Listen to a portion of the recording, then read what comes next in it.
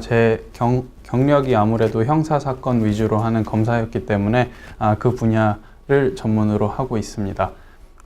오늘 이제 간단하게 제가 설명을 드릴 거는 아무래도 비즈니스를 하시는 분들이 알아야 할 기초적인 형사법 상식 정도라고 말씀드릴 수 있을 것 같은데요. 처음에는 우선 경찰의 역할과 의무, 그리고 경찰을 어떨 때 이제 신고를 하고 어떤 식으로 쓸 수 있는지, 그 다음에 여러 가지 직면하실 수 있는 범죄들, 요즘에 특히 뭐 있는 그런 사건들에서 대비를 하시기 위해서 최소한의 어떤 범죄가 있고 그 범죄들은 어떤 입증을 해야 되고 경찰이 무슨 증거가 있어야 되는지 이 정도로 아시면은 도움이 되실 것 같고요. 많은 경우 비즈니스 하시는 분들께서 아니면 한인 교포분들께서 경찰한테 이런 문제에 대해서 신고를 했는데 경찰이 아무것도 안 한다. 경찰이 이거는 받아주지도 않고 신고를 받아주지도 않는다, 이런 식으로 컴플레인 하는 경우가 많으세요, 사실적으로. 근데 그런 데는 이유가 있는 경우들이 꽤 있어요. 실질적으로 경찰이 입증을 하기가 어렵거나 범죄라고 판단이 안 될 경우나 이런 경우가 있는데, 그 부분에 대해서 조금 이해를 시켜드릴 수 있었으면 좋겠고요. 제가 이제 몇 가지 이제 범죄들을 나열을 한 것이, 블랙메일 오펜스 같은 경우는 공갈 협박이죠. 그 다음에 fraud는 사기, 그 다음에 이제 많이 쓸 수 있는 게 stalking intimidation이라 그래서 위협적인 행위를 가했다. 그리고 이제 마지막으로는 apprehended violence order라 그래서 뭐 소위 말하는 폭행 금지, 접근 금지 명령, 이런 부분에 대해서 설명을 드리겠습니다. 경찰의 역할, 이거는 법적으로 제시가 돼 있어요. 이 나라에서도 폴리스 액트라고 있고, 경찰이 해야 하는 역할이 무엇이고 임무가 무엇인지에 대해서 자세하게 내용이 나와 있는데요. 경찰의 역할은 우선 지역사회와의 협력을 통한 범죄 및 폭력의 최소화, 공공안전의 유지 및 개선, 딱 이렇게 나와 있어요. 이게 경찰의 역할이고요. 그럼 그 역할을 하기 위해서 경찰이 해야 할 의무는 무엇이냐라고 하면, 범죄의 예방과 적발, 그리고 부상이나 사망, 제3피해 방지, 비상상황 시 필요 임무 수행. 그러니까 범죄에 관련해서는 예방을 할 수 있는 것은 예방을 하고, 적발을 할 수 있는 것은 적발을 하는 것이죠. 그러니까 범죄가 있다라고 하면 적발을 하고, 기소를 하고, 법원에 데리고 가고, 뭐 이런 모든 역할을 경찰이 하는 것이고요. 예방이라고 하는 것은 뭐 awareness를 사람들이 알 수 있게끔 한다라든지, 아니면 경찰들이 돌아다니잖아요. 그러니까 패트롤이라 그래가지고 실질적으로 뭔가 이렇게 리스폰드를 하는 것보다는 돌아다니면서 자기들이 있다라는 것을 보여주는 것도 하나의 예방이 될 수가 있겠죠. 경찰에 신고하시는 방법은 세 가지가 있어요. 000라고 들어보셨을 것 같은데, 이 나라는 모든 이머전시 서비스는 000예요. 000. 번호가 여러 개가 있지 않고요. 그냥 모든 이머전시 상태에서는 급하실 때, 위급하실 때는 000에 전화를 하시면 돼요. 근데 이게 재밌는 게, 000에 전화를 해보신 분들은 알겠지만, 전화를 딱 하면은 누군가 사람이 받을 것 같은데 그러질 않아요. 그 answering machine이 받아요. 그러니까 급해 죽겠는데 막 자기가 예를 들어서 누군가가 쫓아오고 있거나 범죄를 당하고 있거나 누가 날 때리고 있거나 강간하고 있거나 막 이런 상황에서 000 전화를 거는데 그 옵션을 줘요. For police, 1. For fire brigade, 2. For ambulance, 3. 뭐 이렇게 나와요. 근데 막 빨리 누르셔야 돼요. 그러면 번호를. 그러면 for police를 하면은 경찰이 연결되고, fire brigade는 소방서가 연결이 되고, 그 다음에 ambulance는 ambulance가 연결이 되고, 이렇게 아시면 되고요. 그럼 연결이 되면 바로 받기는 해요, 사람이. 그러면 그때 내가 뭐 누구다, 어디냐, 누구냐, 뭐 이런 것들을 위주로 이제 말씀을 해주시면 되고요. 나 지금 어떻게 되고 있다. 그리고 뭐 지금 여기 장소가 어디다, 이렇게 얘기를 하면은 급한 상황일 경우에는 경찰이 빠르게 올 것이고요. 급하지 않은 상황일 경우에는 그렇게 빠르게 오지는 않을 것이에요. 근데 많은 경우 실질적으로 이머전시인 경우는 없으실 것 같아요. 그래서 범죄가 이미 저질러졌거나, 아니면은 지금 실제적으로 뭔가 행동이 일어나고 있는데 누군가가 위협을 당하고 있거나 맞고 있거나 뭐 이런 게 아니라 그러면은 사실 급한 상황은 아니거든요. 근데 그럴 때는 두 번째, 지역 경찰에 전화해서 신고를 하는 게 더 빠르실 수도 있으세요. 그래서 비즈니스 하는 분들은 특히 자기 동네에 경찰서가 어디고, 관할 경찰서가 어디고, 그 관할 경찰서의 전화번호를 최소한 카운터 같은 데다 이렇게 전화번호 붙여놓는 게 좋으세요. 그리고 관할 경찰서에 전화를 딱 하시면은 그게 때로는 더 빠르실 수도 있으세요. 왜냐면 000에 전화를 하면은 그 콜센터는 서리힐즈에 있거든요. 그럼 서리힐즈에 있는 콜센터가 전화를 받아서 자기네가 이머전시라고 판단이 되면은 그 메시지를 그 관할 경찰서로 보내요. 그러면 관할 경찰서에서 거기에서 차들로 그 돌아다니는 차들이 있을 거 아니에요. 경찰차들이 보내요. 그러면 그 경찰차들이 이제 오는 거거든요. 라디오 메시지를 전달을 받고서. 근데 지역 경찰서에다가 하게 되면은 바로 가는 거죠. 그러니까 한 스텝을 스킵을 하고 바로 갈 수가 있기 때문에 그게 오히려 때로는 더 빠를 수도 있으세요. 그래서 지역 경찰서 전화번호 같은 경우는 의무적으로 이렇게 적어 놓으시는 게 좋으시고요. 아니면 세 번째 방법 같은 경우는 직접 가는 거죠. 왜냐면 경찰에 신고를 했는데 경찰이 안 와요. 그러는 경우 많으셨을 거예요. 막 한참 기다리는데도 1시간, 2시간, 3시간 기다리는데도 안 오는 경우가 많아요. 그거는 경찰이 급한 상황이 아니다라고 생각을 하면은 다른 급한 것들을 먼저 다 처리를 하고 와요. 그렇기 때문에 예를 들어서 특히 뭐 이미 저지러진 범죄다. 우리 가게가 털렸다. 누군가가 와가지고 부시고 뭐 물건을 훔쳐갔다. 아니면 우리 집에서 도둑이 들었다. 이런 것들은 실질적으로는 급한 것들도 아니고 늦게 가도 상관이 없기 때문에 경찰이 상당히 늦게 오는 경우가 많아요. 특히 막 저녁 때 오고 뭐 이러는 경우가 많아요. 근데 그럴 때는 뭐 기다리고 있는 것보다 그냥 가셔도 돼요. 경찰서에 가시면은 거기서는 리포트를 받아요. 그 자리에서는 받을 수밖에 없어요. 그렇기 때문에 그렇게 오래 기다리시지 않고 리포트를 하실 수는 있으실 거예요. 그러면 우선 경찰 기록에 이제 들어갈 것이고 경찰이 리포트가 접수가 됐다라 그러면 수사를 해야 되기 때문에 그게 오히려 조금 더 수월하실 수도 있어요. 그런 경우에서는. 범죄의 피해자이실 경우에는 신고를 하시게 되시죠. 내가 무슨 범죄에 피해를 입었다. 누구한테 맞았다. 누구한테 도둑질을 당했다.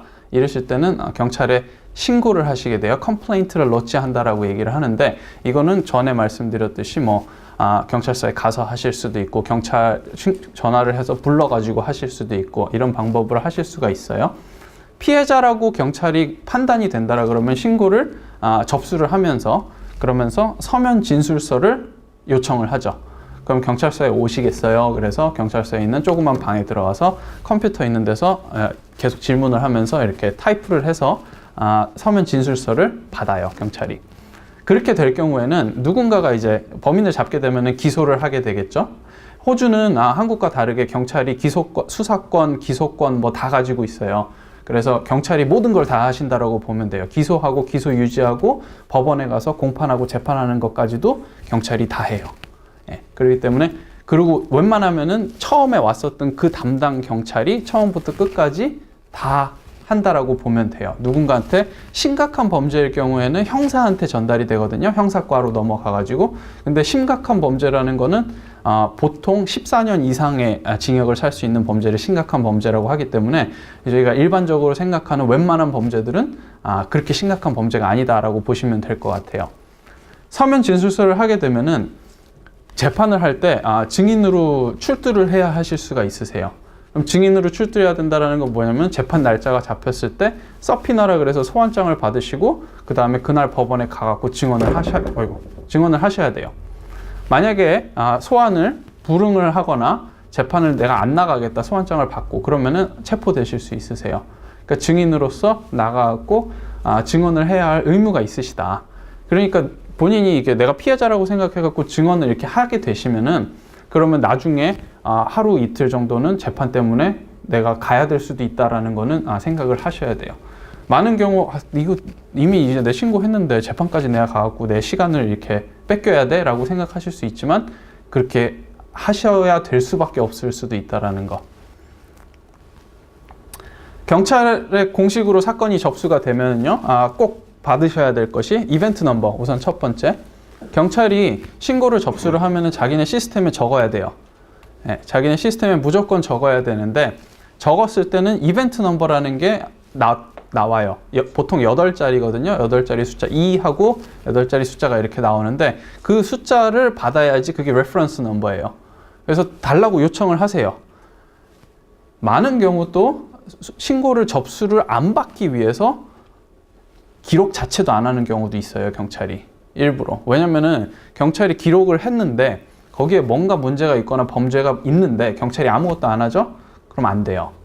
그러니까 이거를 수사를 하기 싫으면은 경찰이 아예 신고 접수를 안 받아버리죠. 그러니까 신고 접수가 됐는지 확인을 하시려는 이유 때문이라서도 이벤트 넘버를 꼭 받으시면 좋아요. 그리고 해당 건의 담당 경찰을 OIC라 그러거든요. Officer in Charge. 그러니까 OIC가 누구냐 라고 해서 OIC의 이름을 받으시는 것도 좋아요.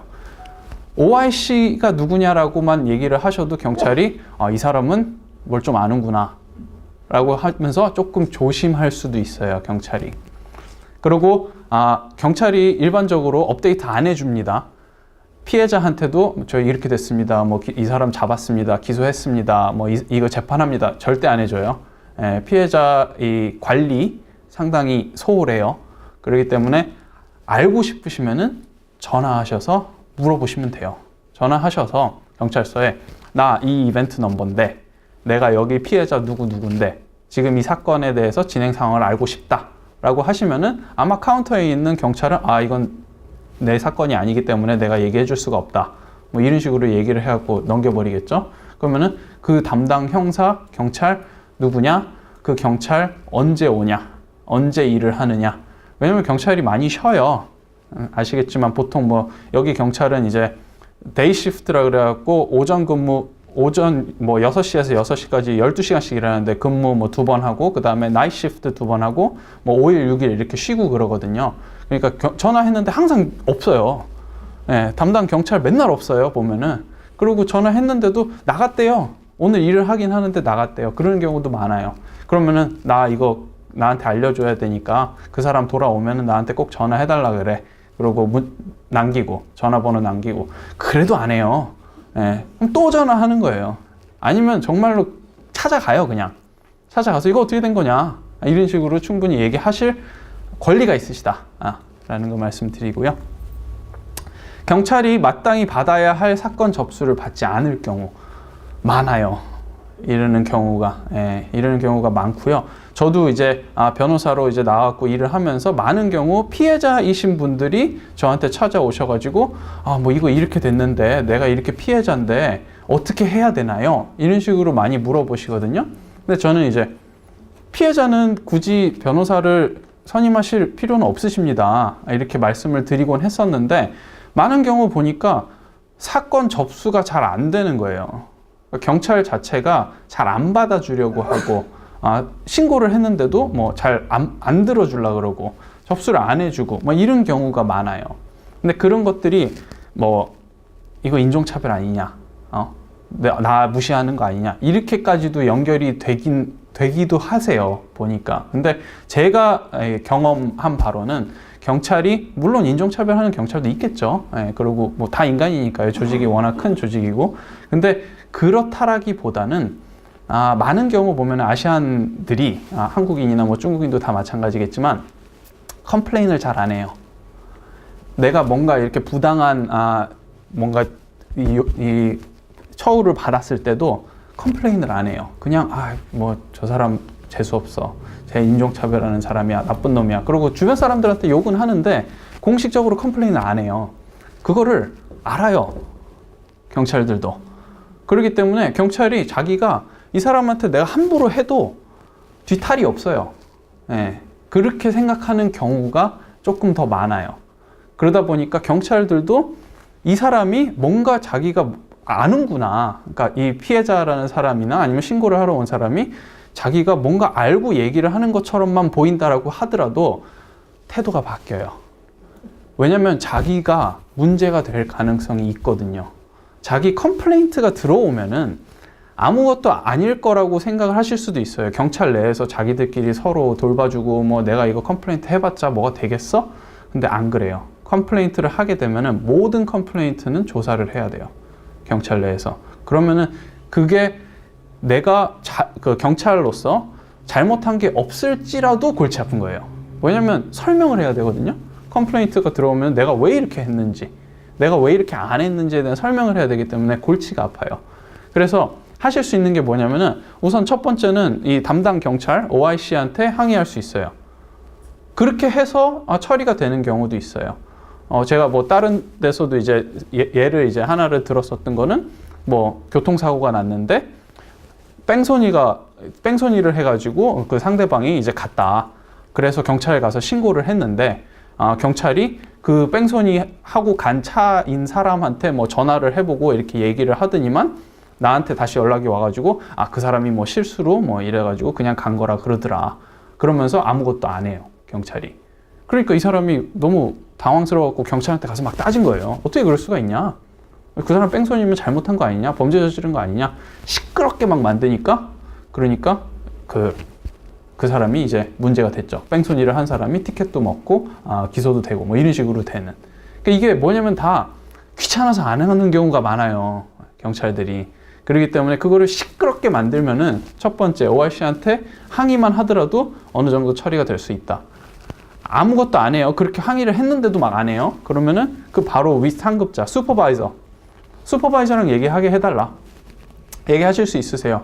항상 경찰서에는 슈퍼바이저가 있어야 되거든요. 항상 그 사전트급 이상인 사람이 있어야 되기 때문에 그 사람 나 얘기하고 싶다.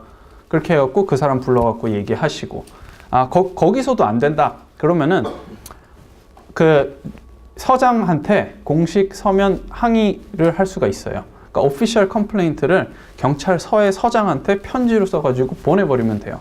그럼 그게 제일 골치 아파요, 이 담당 경찰한테는. 그렇기 때문에 그거를 피하기 위해서 그 전에서 해결을 하려고 하겠죠.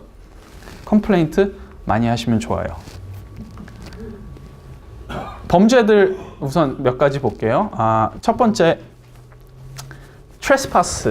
트레스파스는 뭐냐면은 뭐 가택 침입 뭐 이런 거예요. 그러니까 이거는 내가 보시면은 소유자, 점유자 혹은 담당자의 동의 없이 사유지에 무단으로 침입을 하거나 해당인의 퇴거 요구를 받고 응하지 아니하는 경우를 트레스파스라고 얘기를 해요.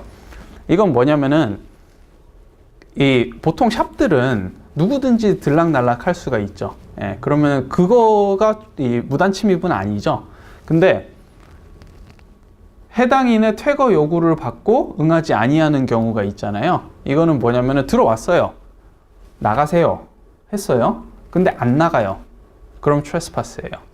그럼 범죄예요, 그거는. 하지만 뭐 페널티는 상당히 낮아요. 550불 미만의 벌금밖에 안 되기는 하지만 그래도 범죄는 범죄예요.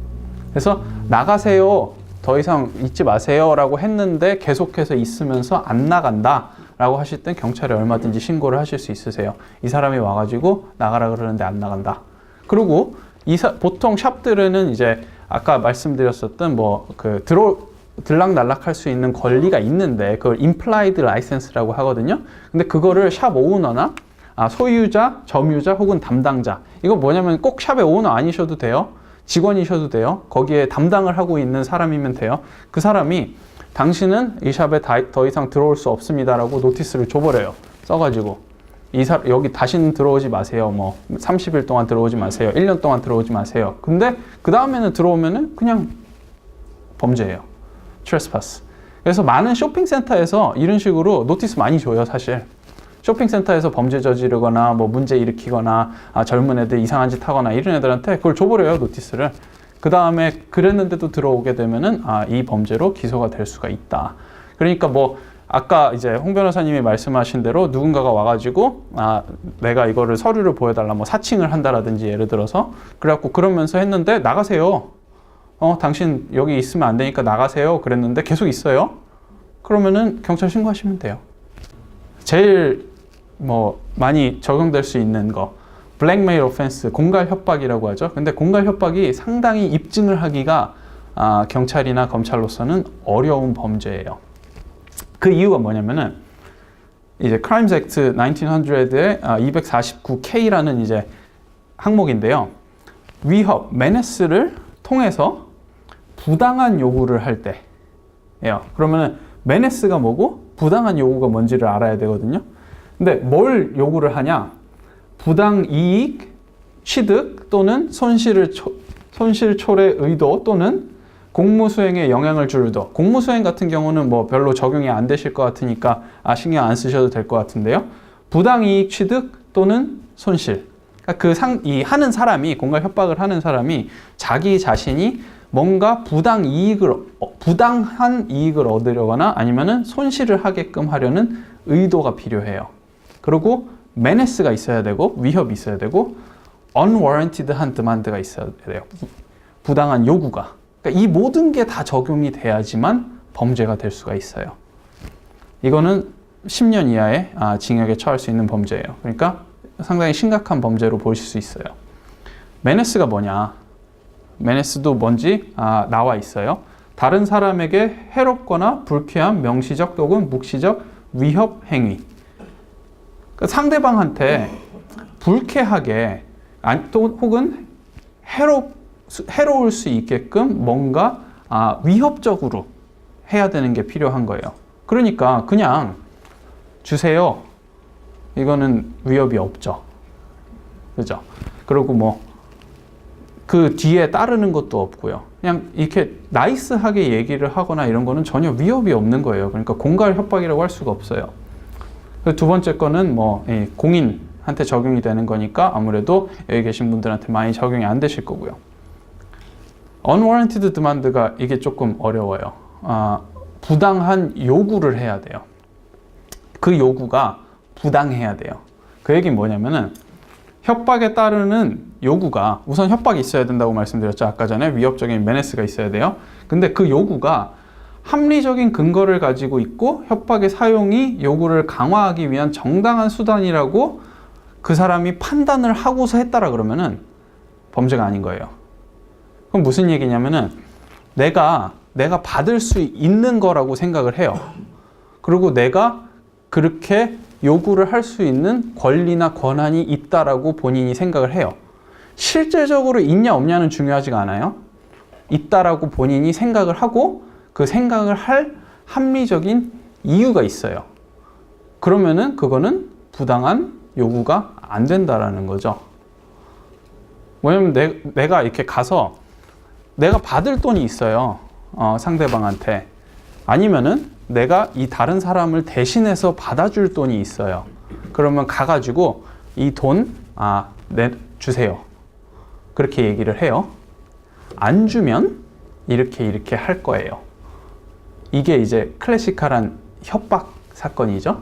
그러면 우선 처음에 부당한 요구가 되려 그러면은 내가 그렇게 달라고 할 수 있는 권한이 전혀 없고 그렇게 하면 안 된다라고 합리적으로 내가 그렇게 생각할 수도 없어야 되는 거예요. 그게 상당히 어렵죠. 그리고 그 다음에 하는 거, 이제 안 그러면 내가 이렇게 할 거예요 라는 거 있잖아요. 그게 위협적이려면은 내가 할 수 없는 거여야 돼요. 권리가 없는 거. 그러면은 뭐 많은 경우 여기 계신 분들한테 적용이 되는 것들은 돈을 직원한테 이만큼 안 줬기 때문에 돈을 주세요. 예를 들어서 10,000불을 주세요. 안 주면은 페어워크에 신고를 할 거예요. 라고 얘기를 하는 거는 블랙메일 오펜스가 적용이 안 되는 거예요. 그래서 왜냐면 그 사람들이 자기가 받을 수 있는 권리가 있는 것을 달라고 하는 거고 페어워크에 신고를 하는 거는 신고를 할 수 있는 권리가 있는 거니까. 그러니까 경찰이 그 부분에 대해서 수사를 거절을 하고 안 하는 거겠죠. 근데 만약에 받을 돈이 10,000불이에요. 근데 와서 50,000불 내놔. 안 그러면은 당신을 페어워크에도 고발하고 ATO에도 고발하고 이미그레이션에도 고발하고 다 할 거야. 이런 식으로 이제 얘기를 해요. 그러면은 10,000불을 받을 권리는 있지만 50,000불을 받을 권리는 없잖아요. 그리고 합리적으로 내가 받을 권리가 있다라고 생각할 수도 없잖아요. 그럴 때는 공갈 협박이 가능하다 라고 생각하시면 돼요. 하지만 이런 경우에도 경찰은 신고를 접수를 안 받아주려고 할 것이다. 경찰은 우선 이런 사건들 잘 안 받으려고 해요. 계속 따져가지고 접수를 하실 수는 있으세요. 두 번째, 사기 범죄요. 사기도 많은 경우 한국 분들이 나 사기 당했는데 경찰한테 신고를 했는데 경찰이 신고를 안 받아줘. 진짜 제일 많아요. 한국 사람들이 쉽게 생각하는 사기, 여기서 생각하는 사기랑 아주 달라요. 그러니까 한국 사람들이 사기는 저 사람이 나를 이렇게 등쳐먹었어, 그럼 다 사기. 근데 여기에서 형사법적으로 사기는 상당히 달라요.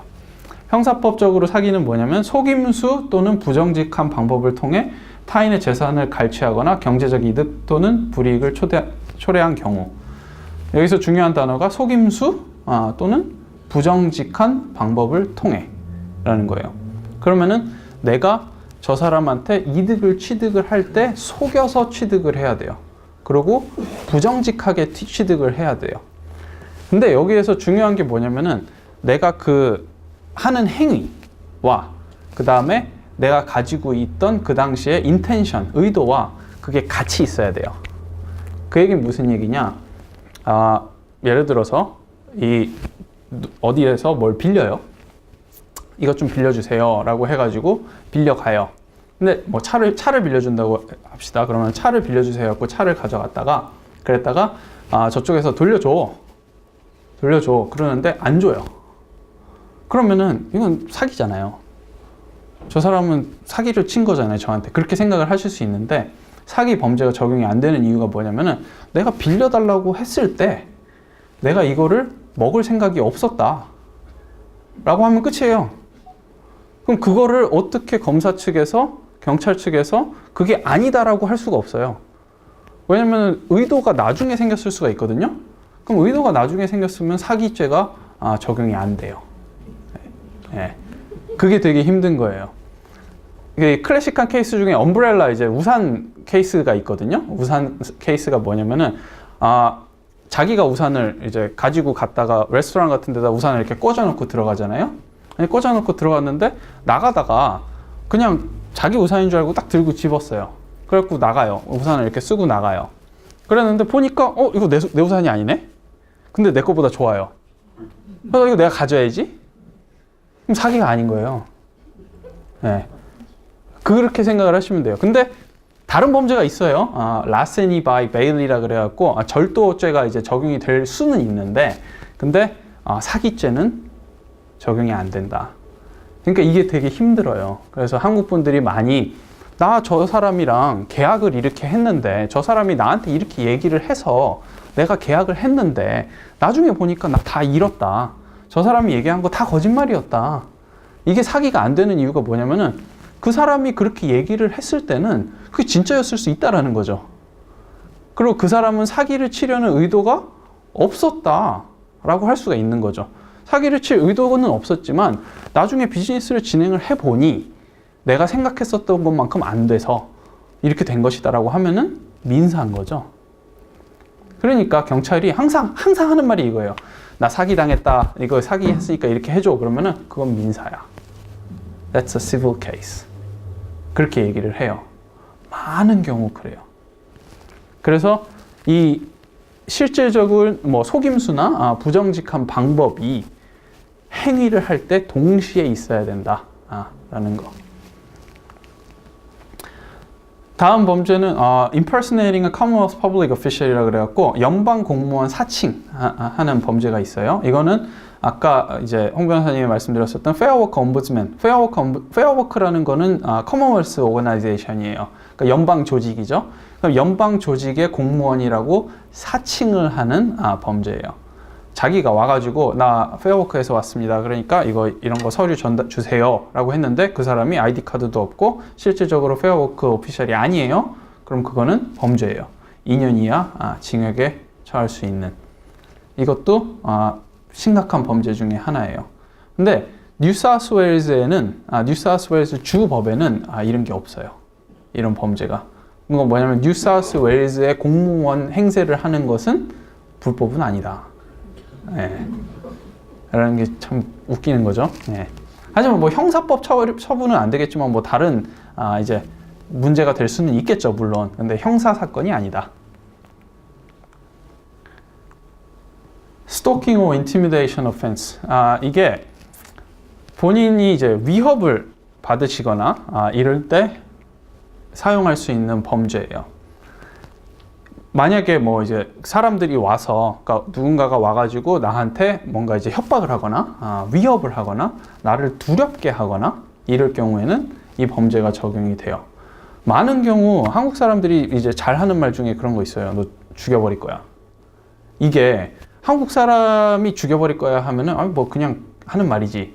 근데 그걸 영어로 번역을 해서 I'm going to kill you 이래버리면은 경찰이 봤을 때는 완전 심각해요. 이거는 큰 위협이에요. 그럼 뭐냐? 저 사람이 나한테 I'm going to kill you라고 했다 라고 하면 경찰이 그 사람을 잡아가요. 네. 위협이거든요, 그거는. 그러니까 한국 사람이 내가 봤을 때는 나는 실제적으로 위협을 안 느꼈을 수도 있죠. 네. 하지만 그거는 일반적인 사람이 위협을 느낄 수 있는 말이죠. 그렇게 되면 그게 범죄예요. 타인에게 육체적 또는 정신적인 두려움을 유발하는 스토킹 또는 위협 행위. 그러니까 두렵게 일반적인 사람이 객관적으로 봤을 때 두려움을 받을 수 있을 만한 행동을 저쪽에서 했다. 그러면은 그게 이 범죄가 적용이 되는 거예요. 예를 들어 뭐 와가지고 막 소리를 질러요. 얼굴에다 대고서 막 소리를 지르고 막 욕을 해요. 위협적이죠. 그리고 본인이 이제 두렵죠. 두렵다라고 생각을 할 수가 있을 거 아니에요. 일반적인 사람이 봤을 때. 그럼 그게 범죄인 거예요. 그런 부분에 대해서도 얼마든지 경찰에 신고를 하실 수가 있다. 내가 위협을 느끼면은 충분히 신고를 하실 수가 있다라고 보시면 돼요. 근데 상대방이 와가지고 막 이렇게 하면서 욕을 막 하는데 가갖고 같이 막 욕을 해요. 그러면은 이제 내가 위협을 받았다라고 나중에 할 수가 없겠죠. 네, 위협을 받은 사람이 왜 그렇게 했어? 이렇게 이제 경찰이 나올 수가 있단 말이에요. 그러니까 막 위협적인 행동을 저쪽에서 가하면은 본인은 위협을 받은 척을 하고 그리고 이제 무서워하고 이러면은 오히려 그게 저 상대방을 기소가 될 수 있는 상황이 될 수 있다. 경찰한테 신고를 할 때 말하면 돼요. 저 사람이 이렇게 했고 이렇게 말했고 나한테 이렇게 얘기했다.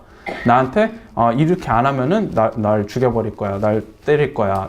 우리 뭐 가게를 불태워버릴 거야. 뭐 이런 식으로 얘기했다. 이거는 진짜 다 상당히 위협적인 내용이에요. 이제 실제로 보시면은.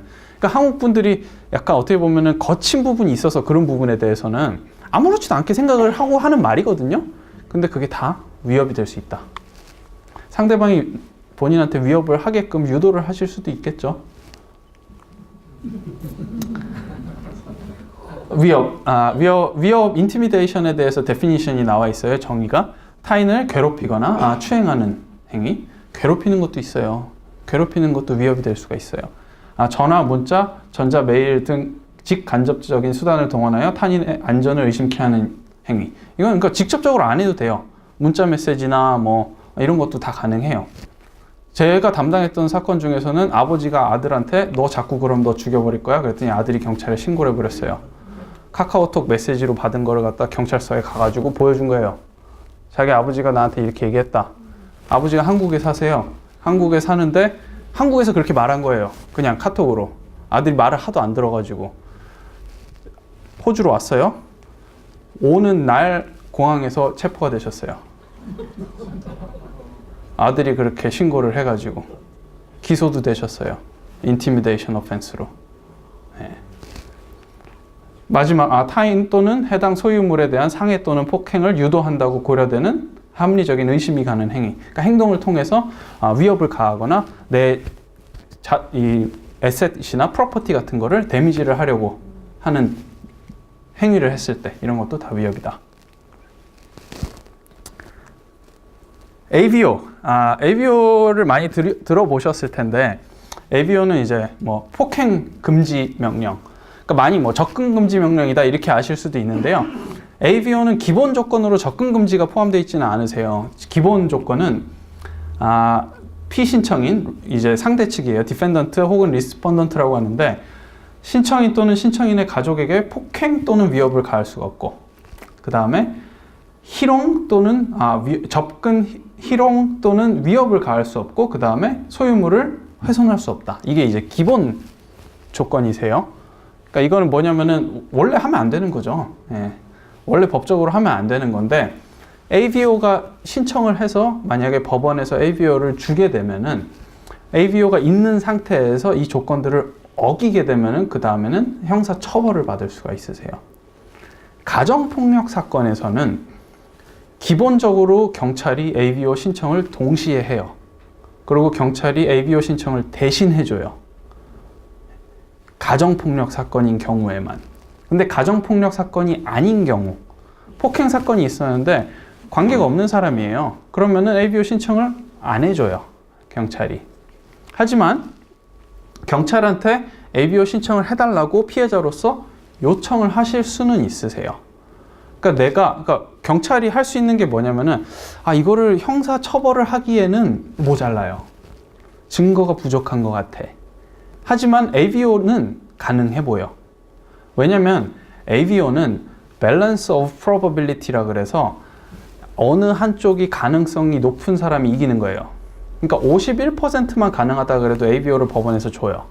형사처벌은 뭐냐면 Beyond Reasonable Doubt이라 그래갖고 합리적인 의심을 할 겨를이 없어야지 돼요. 훨씬 더 스탠다드가 높죠. 그러니까 경찰이 봤을 때도 형사처벌하기에는 부족한데 AVO 하는 정도에는 가능할 것 같아 라고 하면은 AVO를 신청해 줄 수도 있어요. 하지만 경찰 여기는 아무래도 이런 것들을 잘 안 하려고 하는 경향이 있죠. AVO 신청은 경찰에 신고하거나 아니면 직접 하실 수도 있으세요. 직접 법원에 가서 AVO 서류를 신청 서류를 받아서 직접 작성을 해가지고 법원에 제출을 해서 법원으로부터 받을 수가 있으세요. 꼭 경찰을 통해서만 하는 것은 아니다. 직접 신청하실 경우에 내용 작성할 때 중요한 게 뭐냐면은 상대방 피신청인의 주소를 알아야 돼요. 왜냐면 신청을 접수를 하게 되면은 그 접수한 법원에서 경찰서에다가 신청 애플리케이션을 전달을 해요. 그럼 경찰이 그 애플리케이션을 가지고 그 사람 집에 가서 그 사람한테 송달을 해요. 직접 전달을 해줘야 돼요. 근데 주소를 모르면 전달을 못 하잖아요. 전달을 못 하면은 법원에 오지를 못해요. 그래서 AVO의 효력이 없어요. 전달이 될 때까지는. 그러니까 최소한 주소는 알아야 된다. 상대방이 어디 사는지. 그래서 경찰이 전달을 할 수 있게. 경찰이 와서 AVO 신청서를 전달을 해주는 것만 가지고서도 상대방은 그 상황에 대해서 심각성을 파악을 할 거예요. 법원에 가서 접수를 하시면 그럼 법원에서 날짜를 정해줘요. 몇 월 며칠까지 이 법원으로 오세요 라고 하면은 신청인도 와야 되고요. 그리고 그날 전에 이 서류가 송달이 되었다라 그러면은 상대 측도 와야 돼요. 와가지고 법원에서 첫 재판을 하는 거예요. 법원에 왔을 때 상대 측 피신청인은 법원에서 내가 동의를 할 수도 있고 동의를 안 할 수도 있어요. 동의를 하게 되면은 거기 조건들을 신청을 할 거란 말이에요. 폭행하면 안 되고 접근 금지도 할 수 있고요. 그리고 어느 지역에 오면 안 되게 할 수도 있고요. 어느 주소에 오지 않게도 할 수 있고 이런 것들이 있는데 그 신청을 했을 때 저쪽에서 상대방이 동의를 해서 1년, 보통 1년 12개월을 신청을 하거든요. 동의를 하게 되면 거기서 절차는 끝이 나요. 법원 절차는. 동의를 한다라고 해서 그 사람의 전과가 남는 건 아니에요. 그래서 동의를 하는 경우도 있어요. 본인이 재판을 끝까지 진행을 하기가 힘들거나 싫어서. 아니면은 재판에 안 나와요. 그 사람이 상대 피신청인이 재판에 안 나오면은 그냥 법원에서 달라고 해서 요청해서 받을 수도 있어요. 법원에서 일반적으로 시간을 한 2주에서 4주 정도 더 주기는 하거든요. 피신청인이 한 번 더 올 수 있는 기회를. 근데 그때도 안 나오면은 그냥 바로 받아버리면 돼요. 그럼 AVO를 받았는데 그 기간 동안에 상대가 AVO를 어겼다. 그러면 경찰에 신고를 하시면 돼요. 동의하지 않을 경우에는 공판을 해야 돼요. 네. 이건 뭐냐면은 재판 날짜를 잡고 증거를 서로 교환을 하고 그 다음에 판사가 AVO를 줄 만한 가치가 있다 없다를 판단을 하는 거예요. 이 재판 절차가 일반적으로 6개월에서 10개월, 1년까지도 걸려요. 호주의 모든 시스템은 느려요. 네. 그렇기 때문에 재판은 특히 더 느려요. 6개월 안에 끝나면은 빨리 끝나는 거예요. 하지만 그 기간 동안에 AVO를 유효하게 할 수가 있어요. 본인이 급하다. 이거 상황이 지금 급한 상황이다. 라고 해가지고 AVO가 어플라이가 되게 해버리는 거죠. 그러면은 ABO가 1년짜리를 내가 신청을 했는데 재판이 1년 걸리면서 그 유효기간 동안에 ABO가 있으면은 그럼 1년 받은 거랑 마찬가지예요, 사실. 그러고 나서 1년을 더 받을 수가 있는 거죠. 그런 식으로 진행이 될 수도 있다. 법원이 ABO를 줄까 말까 결정을 하려면은 고려해야 하는 사항이 있겠죠. 그게 신청인이 신변의 위협을 느낄 수 있다는 합리적인 근거가 있는 경우.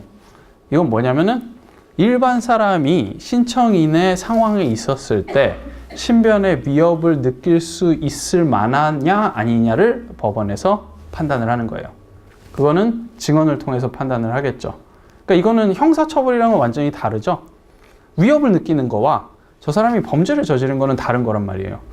나는 위협을 느꼈지만 범죄가 아닐 수도 있거든요. 그렇기 때문에 그럴 때 이제 사용을 하시는 거라고 보면 돼요.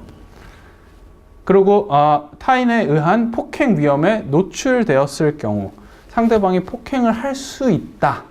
했다가 아니에요. 할 가능성이 있다를 보게 되고요. 그 다음에 타인의 접촉을 통해 협박을 받거나 스토킹을 받았다. 그러니까 협박을 저쪽에서 했거나 스토킹을 했거나 할 가능성이 있거나 이럴 경우에 그런 거를 이제 법원에서 판단을 하고 ABO를 줄까 말까를 결정을 하게 됩니다. ABO 신청이 본인이 이제 위협을 느끼거나 그럴 때는 ABO 신청을 하는 것도 좋으세요. 이거는 뭐 직접 하셔도 되고 아까 말씀드렸듯이 경찰을 통해서도 하셔도 되고 경찰이 웬만하면 잘 안 해주니까 근데 직접 하시는데 본인이 직접 하셔도 되고 아니면 변호사를 통해서 하셔도 돼요. 그 부분에 대해서. 그리고 뭐 재판을 가는 것도 변호사를 통해서 하실 수도 있고 직접 하실 수도 있고요. 근데 ABO가 우선 있으면은 상대 쪽에서 조금 조심을 해요. 왜냐면은 법적인 절차가 있기 때문에 이게 내가 어겼을 때 2년 이하의 징역에 처할 수 있다라는 문제가 될 수가 있기 때문에 그게 ABO 불이행이라 그래서 contravene ABO 형사범죄예요. 그거는 ABO를 어겼을 경우에 2년 이하의 징역 혹은 5,500불 미만의 벌금의 형에 처할 수 있는 여기서부터는 형사예요. 뭐냐면 ABO에서 예를 들어서 not to approach 접근 금지가 있어요. 근데 접근을 해요. 그럼 경찰에 신고하면 바로 잡아가요. 바로 구속해서 바로 잡아가고 그 다음에 기소가 돼요. 그렇게 아시면 될 것 같습니다.